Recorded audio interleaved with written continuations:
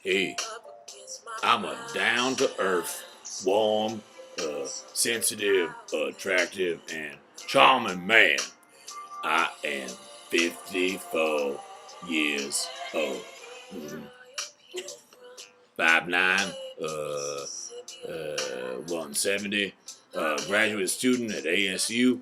I love to dance, museums, and theater, coffee shops. I am confident, spiritual, a bottom in bed, a hopeless romantic, and I enjoy intellectually stimulating conversations.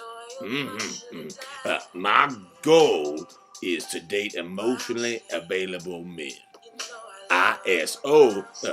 If you don't know what that means, it means in search of 25 to 40 years old, attractive, loyal, financially stable, or employed, and loves to carry a conversation. Mm-hmm. I'm waiting for you. Oh. Grandma! Talk to what you are later. You doing? Nothing, baby. Hey, I just wanted to make sure to tell you that you should, empty your bag. Thank you.